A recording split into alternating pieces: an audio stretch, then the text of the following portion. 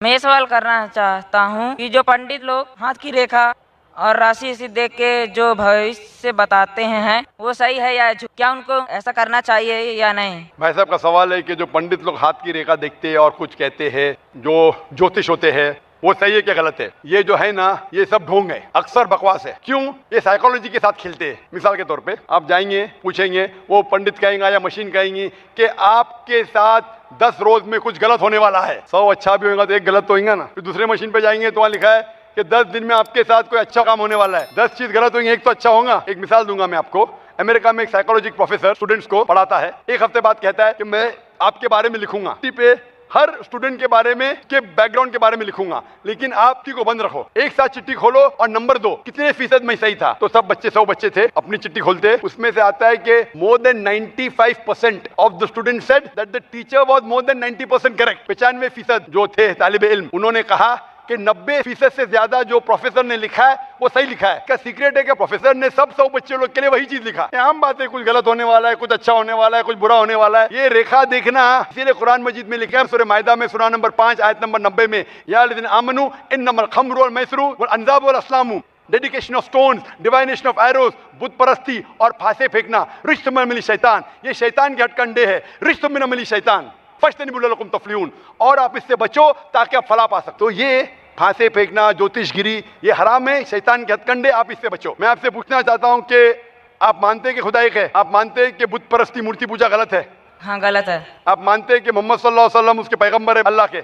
नहीं, मैं ये जानने के लिए कुरान का हिंदी तर्जुमा चाहता हूँ। इंशाअल्लाह आप जो भी जबान पे आपको महारत है, हिंदी जबान पे तो हिंदी तर्जुमा लीजिए, मराठी जबान तो मराठी में लीजिए, आप यहाँ सकते हो तर्जुमा ले सकते। और मैं दरख्वास्त करूंगा आपसे कि तर्जुमा पढ़िए, इंशाअल्लाह इस तर्जुमे के बाद हिदायत पाएंगे और इंशाअल्लाह आपको सही राह दिखेंगे इंशाअल्लाह। तो मेरा ये कहना है, हम जो लोग बोलते हैं कि मैं हिंदू हूँ, मुसलमान बोलता है मैं मुसलमान हूँ, सिख बोलता है मैं सिख हूँ, क्रिश्चियन बोलता है मैं ईसाई हूँ, तो सब लोग अपने अपने धर्म का अपना परिचय देते हैं। तो मेरा सवाल ये है कि इस धर्म को बनाया किसने है, और अगर बनाया है तो किस मकसद से बनाया है? क्या हम सिर्फ एक धर्म को मान नहीं सकते हैं जो कि इंसानियत धर्म है, और कोई धर्म को न माने, न हिंदू, न मुस्लिम, न सिख, न ईसाई, और किसी भी धर्म को कबूल करवाना क्या ज़रूरी है? भाई साहब का अच्छा सवाल है, बहुत अच्छा सवाल है। और एक सवाल साथ में इसमें जुड़ा हुआ है सर, मैं पूछना चाहूँगा, बिना किसी धर्म को कबूले बगैर क्या इंसान नेक और सही रास्ते पे चल नहीं सकता है? और ये जो अपने अपने धर्म के गुरु हैं, वो किस लिए अपने धर्म का प्रचार करते हैं और किस मकसद से करते हैं? ये मेरा प्रश्न है। भाई साहब का बहुत अच्छा सवाल है कि लोग कहते हैं मैं हिंदू हूँ, मैं मुस्लिम हूँ, मैं सिख हूँ, मैं ईसाई हूँ। तो ये धर्म को किसने बनाया? धर्म होना चाहिए कि सिर्फ? बिल्कुल सही है, धर्म होना चाहिए कि, और वो होना चाहिए इंसानियत। भाई साहब पूछते धर्म होना चाहिए कि, फिर पूछते क्या धर्म को कबूल करना जरूरी है?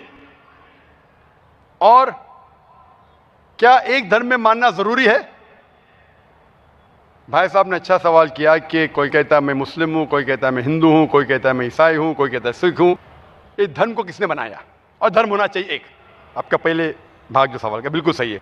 कुरान में अल्लाह ताला फरमाते हैं सूरह अल इमरान में सूरह नंबर 3 आयत नंबर 19 में, इन्ना दीन इंदल्लाहिल इस्लाम, अल्लाह के नजदीक सिर्फ एक ही दीन सही है, वो है अपनी जिंदगी अल्लाह के, खुदा के, ईश्वर के, भगवान के अहकामात के मुताबिक बसर करना।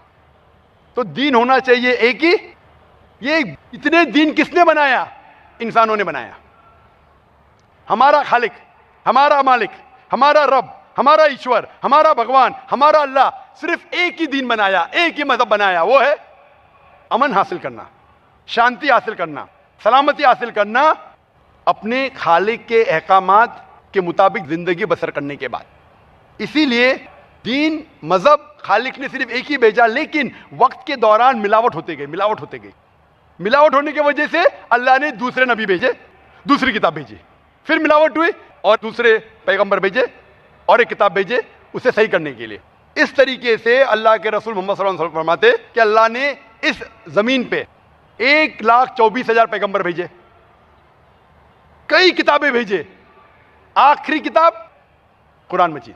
कुरान में लिखा है सूरह राद में सूरह नंबर 13 आयत नंबर 7, वलिकुल्लि कौमिन हाद, कि हर कौम पे मैंने पैगंबर भेजा, सूरह राद सूरह 13 आयत नंबर 7, और सूरह राद सूरह नंबर 13 आयत नंबर 38 में कि हर दौर में हमने एक किताब नाजिल की, आखिरी किताब है कुरान, आखिरी पैगंबर मोहम्मद सल्लल्लाहु अलैहि वसल्लम। हमारे खालिक ने एक ही मजहब भेजा, हमने उसमें मिलावट पैदा की।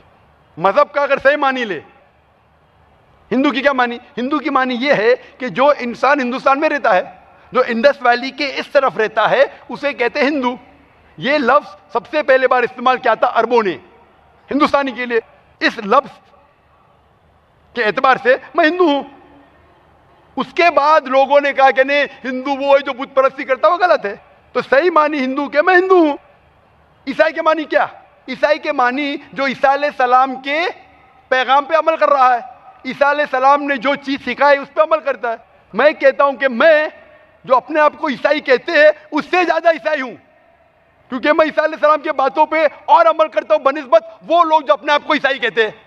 तो उस लिहाज से मैं और पक्का ईसाई हूं। जू का मतलब क्या? जू का मतलब वो जो खुदा से, अल्लाह से मोहब्बत करता है। मैं अल्लाह से मोहब्बत करता हूं। मुस्लिम के मानी क्या? मुस्लिम के मानी वो इंसान जो अमन सलामती हासिल करता है अपनी जिंदगी को अल्लाह के अहकामात के मुताबिक बसर करने के बाद। मैं मुस्लिम हूं। आप समझ रहे? ये मिलावट बाद में आई, जो ईसा अलैहिस्सलाम ने सीखा उसमें मिलावट आई। तो धर्म सिर्फ एक होना चाहिए। आपका दूसरा भाग, हम क्यों ना सिर्फ इंसानियत पे अमल करें? भाई साहब, आप अच्छे मुसलमान बनने के लिए सबसे पहले आपको अच्छा इंसान बनने पड़ेगा। अच्छा इंसान बनना मतलब, एक मिसाल दे रहा हूं जो मैंने कल दिया था। अच्छा इंसान बनना मतलब स्कूल पास करना। अच्छा मुसलमान बनना मतलब पीएचडी। तो पीएचडी करने के लिए पहले 10वीं तो पास करने पड़ेगा। 10वीं पास करने के बाद ही पीएचडी कर सकते। आप बोले 10वीं के बाद मैं खुश हूं, नहीं, मैं पीएचडी के बाद खुश हूं। तो अच्छा मुसलमान बनने के लिए अच्छा इंसान बनना जरूरी है। जैसा मैंने शुरू में कहा, आप एक मुझे इस्लाम की तालीम बताओ जो इंसानियत के खिलाफ है, एक भी नहीं। तो इस्लाम मजहब ही इंसानियत का है, लेकिन इंसानियत के अलावा और चीज आपको सिखा रही है। क्या कह रही है? शराब मत पियो। अब इंसानियत में शराब पी सकते क्या? नहीं, इंसानियत की किताब में आप शराब पी सकते। हमारा खालिक बोलता है नहीं, शराब पीने से क्या होता है? आज जितने बलात्कार हो रहे, 80% से ज्यादा जो आदमी बलात्कार कर रहा है, या वो औरत जिस पे बलात्कार हो रहा है, या दोनों, तीनों में से एक शराब के नशे में था। इधर वो बलात्कार करने वाला शराब के नशे में था, या जो औरत पे बलात्कार हुआ गया, या दोनों शराब के नशे में थे। 80%। इसलिए हमारा खालिक, हमारा रब कहता है शराब मत पियो। इंसानियत कहती है शराब पियो। अब किस में मानेंगे, इंसानियत या रब में? तो इसीलिए मुस्लिम बनना इंसानियत का पीएचडी है। अच्छा इंसान बनना मतलब स्कूल पास करना। मैं बिल्कुल आपसे सहमत हूं। अच्छा इंसान पहले बनो, फिर मुस्लिम बनो। अच्छा मुसलमान बनने के लिए रब की इबादत करना जरूरी है। आपने पूछा कि कोई मजहब को फॉलो करना जरूरी है? बिल्कुल। अगर आपके पास रूल्स रेगुलेशन नहीं है, आप जब स्कूल में जाएंगे आप बोलेंगे स्कूल के रूल्स को फॉलो करना जरूरी है क्या? मैं एक दिन पीले कपड़े पहनूंगा, एक दिन नीले कपड़े पहनूंगा, एक दिन लाल। नहीं, रूल फॉलो करो।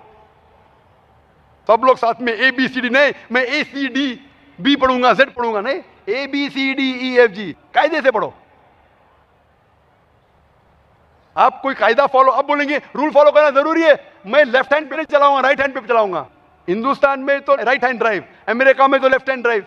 नहीं, लाल के ऊपर मतलब मैं जाऊंगा, ग्रीन मतलब मैं ठहर जाऊंगा। रूल नहीं फॉलो करेंगे तो कैसा जिएंगे, कैसा गाड़ी चलाएंगे? तो जब गाड़ी चलाने के लिए रूल फॉलो करने पड़ता है, तो जिंदगी बसर करने के लिए रूल नहीं फॉलो करेंगे? ये जाहिल इंसान कहेगा। होशियार इंसान ने, और मैं समझता हूं आप तो होशियार इंसान है। गाड़ी चलाने के लिए रूल चाहिए, स्कूल में जाने के लिए रूल चाहिए, जिंदगी बसर करने के लिए रूल नहीं। आप बोलेंगे मैं नाक में से खाऊंगा, चलेगा नहीं, मैं मुंह में से खाऊं। आप समझ रहे? तो ये हमारा खालिक। आप जब बीमार होते किसके पास जाते? डॉक्टर के पास जाते। डॉक्टर को इल्म है इंसान के जिस्म के बारे में। वो खालिक और सबसे बड़ा डॉक्टर है, वो जानता है क्या अच्छा है क्या बुरा है। इसीलिए खालिक जो कहता है, हम आपको बनाने वाला जो कहता है, उसके अहकामात पे चलने से अच्छे मुसलमान बन सकते हैं, और सबसे ज्यादा सफल मुसलमान बन सकते और इंसान बन सकते। मैं पूछना चाहता हूं, आप मानते हैं खालिक में? खालिक का मतलब मुझे नहीं पता। बनाने वाला। आप एक ईश्वर में मानते, एक खुदा में मानते या अनेक खुदा में मानते? नहीं, मैं तो सभी जगह जाता हूँ, मंदिर जाता हूँ, मस्जिद जाता हूँ, लेकिन मैं किसी को मानता नहीं। मैं सिर्फ ये मानता हूँ कि मैं भी मंदिर जाता हूँ, मस्जिद, मैं भी मंदिर जाता हूँ, मस्जिद जाता हूँ। एक पावर जो है, जो हमको रूल करती है, मैं उस चीज को मानता हूँ। एक पावर, दो पावर लेना, एक पावर जो है वही मैं तो मानता पूछ रहा हूं मैं, एक पावर को मानते हैं, दो पावर को मानते एक ही हैं? पावर को मानता हूँ। मैं भी एक पावर को मानता हूं, मंदिर भी जाता हूं, मस्जिद भी जाता हूं, लेकिन मंदिर जाके बुत परस्ती नहीं करता हूं, मूर्ति पूजा नहीं करता हूं, क्योंकि वो पावर कहती है मूर्ति पूजा मत करो। मूर्ति मतलब वो पावर वाले को आप कम पावर दे रहे, बराबर ना? तो हिंदू मजहब कहता है मूर्ति पूजा मत करो, ईसाई मजहब कहता है मूर्ति पूजा मत करो, कुरान कहता है मूर्ति पूजा मत करो। एक पावर, उसको पावर कहो, ईश्वर कहो, खुदा कहो, अल्लाह कहो, लेकिन एक है ना कि दो है? एक ही है। बिल्कुल से एक पावर को मानते, बिल्कुल यानी एक ईश्वर को मानते, बिल्कुल। एक खुदा को मानते, बिल्कुल। एक अल्लाह को मानते। बिल्कुल। आप मानते हैं कि बुत परस्ती, मूर्ति पूजा गलत है? गलत तो है लेकिन मैं करता हूँ। हाँ, यही तो बात है। आप मानते हैं गलत, अल्हम्दुलिल्लाह, करते वो गलत चलते आ रहा है, बचपन से चलते आ रहा है। मेरे परदादा भी चलते कहते थे कि जमीन चपटी है, लेकिन मैं जब स्कूल में जाता हूँ डॉक्टर बन गया। बट हम मूर्ति की पूजा करने की वजह से मैं मानता हूँ कि मैं गॉड फियरर हूँ, मुझे डर है, मेरे वालिद गलत काम से बचता हूँ। हाँ, गलत काम करते हैं लेकिन गलत काम से बचते, दोनों में टकराव है। आप गलत काम से बचते फिर बोलते गलत काम करते। मूर्ति की पूजा करने से मैं गलत काम से बचता हूँ। आपने कहा, मैं मानता हूँ। आपने कहा मूर्ति पूजा करना गलत है, मैं मूर्ति पूजा करता हूँ, गलत काम से बचता हूँ, तीनों में टकराव है। मैं हिंदी में जरा कमजोर हूँ। आपने कहा कि मूर्ति पूजा करना गलत है, लेकिन फिर भी मैं करता हूँ और गलत काम से बचता हूँ, दोनों कॉन्ट्रडिक्टिंग है। शराब पीना गलत है, फिर भी पीता हूँ और गलत काम नहीं करता। अरे पीऊंगा तो बलात्कार करूंगा ना। मैं नहीं पीता हूँ। आपने पीते, अच्छी बात है, अल्हम्दुलिल्लाह। आपके वेद में लिखा है, बाइबल में लिखा है, कुरान में लिखा है, तो क्यों करते? बचने का है तो उस पावर, उस ताकत, उस अल्लाह, उस खुदा, उस भगवान के अहकामात पे अमल करो। मूर्ति पूजा करने से क्या मिलेगा आपको? आप कुरान मजीद पढ़ो, कुरान मजीद आखिरी पैगाम है उस पावर का। तो अगर आप जानते हैं कि मूर्ति पूजा गलत है, तो गलत काम से क्या सही रास्ता मिल सकता है? चोरी करना गलत है, लेकिन मैं क्या करता हूं? चोरी करता हूं और गरीबों में बांटता हूं, सही है? गलत है। गलत है। चोरी करना गलत है, आप मानते? क्या चोरी करता हूं लेकिन गरीबों में बांटता हूं? अरे गरीबों में बांटने का तो मेहनत करके बांटो ना, चोरी करके मेहनत मत करो, मेहनत करके मेहनत करो और हलाल की कमाओ और गरीबों में बांटो। उसी तरीके से आप जानते हैं मूर्ति की पूजा गलत है, फिर क्यों करते? क्योंकि आपके परदादा करते आए हैं। मेरे परदादा कहते थे दुनिया चपटी है, लेकिन मैं कहता हूं दुनिया गोल है क्या चपटी है? गोल। आपके परदादा क्या कहते थे? चपटी क्या गोल? गोली कहते थे। परदादा? आपके बाप दादा ने परदादा गोली कहते थे। कभी 1000 साल पहले? बिल्कुल। आपके दादा का नाम क्या था? पता नहीं। हाँ, तो आप खाली हवा में फेंक रहे हैं।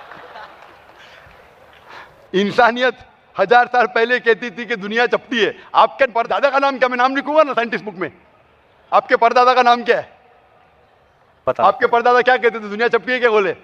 मैं कुछ नहीं कह सकता इसके बारे में, क्योंकि मैंने सुना नहीं है क्या कहते थे। लेकिन साइंस कहती है, मेरे परदादा और आपके परदादा कहते थे कि चपटी है। आप मानते हैं चपटी है? नहीं, क्योंकि आप तरक्की कर चुके हैं। जब तरक्की करते हैं गलत चीज को छोड़ देने का है। अभी बुत परस्ती करेंगे या छोड़ देंगे? कोशिश करूंगा छोड़ने की। हाँ, ये बात हुई ना, ये मर्दानी बात हुई ना। माशाल्लाह, ये अच्छी बात है कि भाई साहब मानते एक पावर में, एक खुदा में, एक ईश्वर में, एक भगवान में। बुत परस्ती गलत है और कोशिश करेंगे इसको छोड़ने की। आप मानते हैं कि मोहम्मद सल्लल्लाहु अलैहि वसल्लम पैगंबर है? पता नहीं, मुझे नहीं मालूम। इसीलिए मैं चाहूंगा कि आप कुरान मजीद पढ़िए।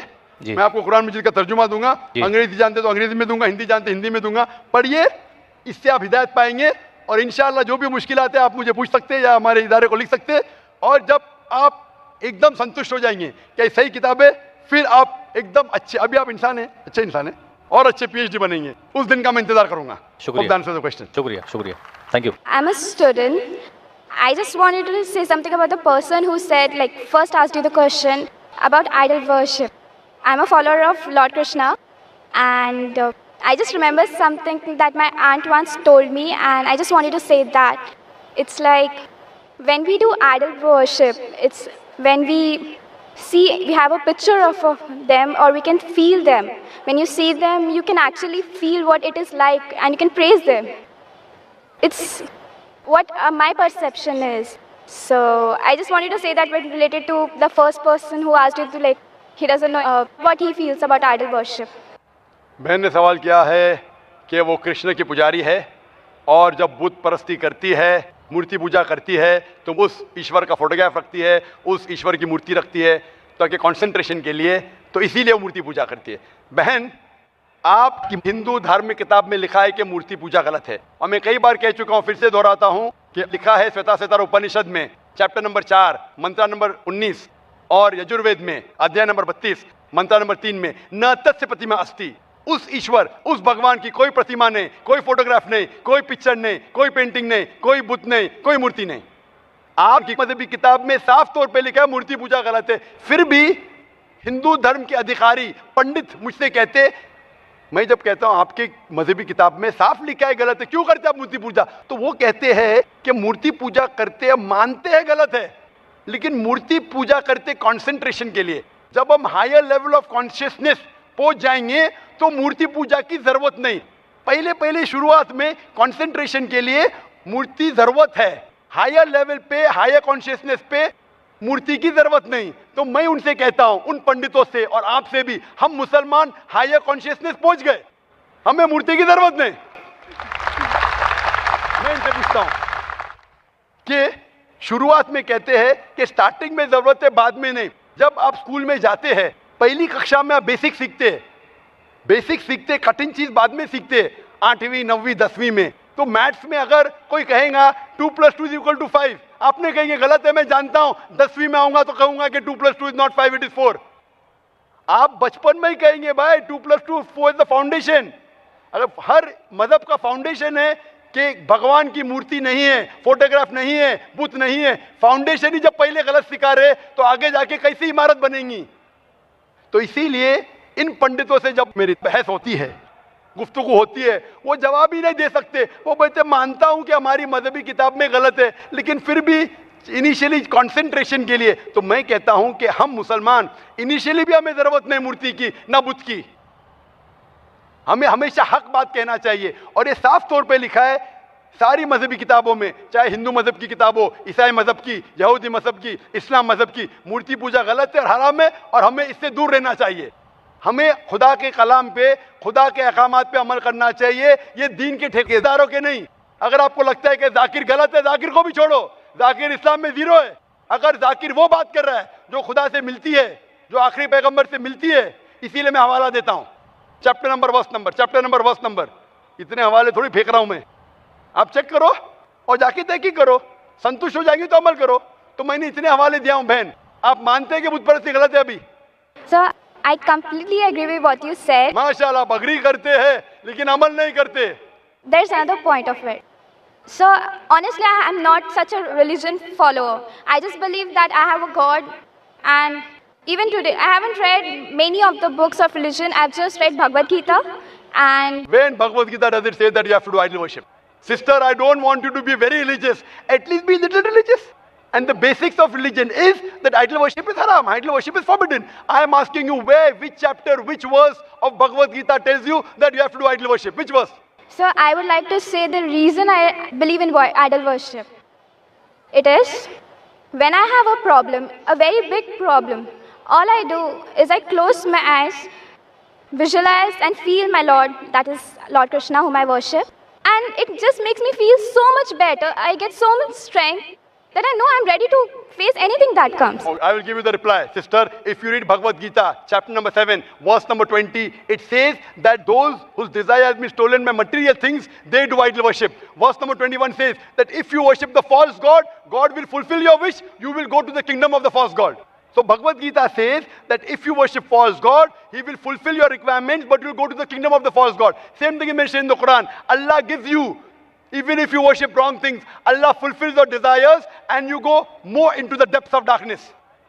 So this is, God is testing you, that do you really worship the true God or do you believe in wrong things? If you worship the wrong thing, Allah fulfills your desires and puts you more in the depths of darkness. You may think that if you ask an idol for wealth, you get wealth. Wealth will not take you to paradise. Following the commandments of God will take you to paradise. So sister, isn't it mentioned in Bhagavad Gita that don't do idol worship? It says those whose intelligence has been stolen by material desires, they do idol worship. So do you mean, I'm asking you, are you a materialistic person? I don't think so. So then why do you do idol worship? You are going against the teachings of Bhagavad Gita. I get it. I would like to think about it. Thank you, sir. Go back home, think about it, read the translation of Bhagavad Gita, and I request you to even read the translation of the Quran. Inshallah, you read the translation of the Quran, and inshallah, I will ask the sisters to give an English translation.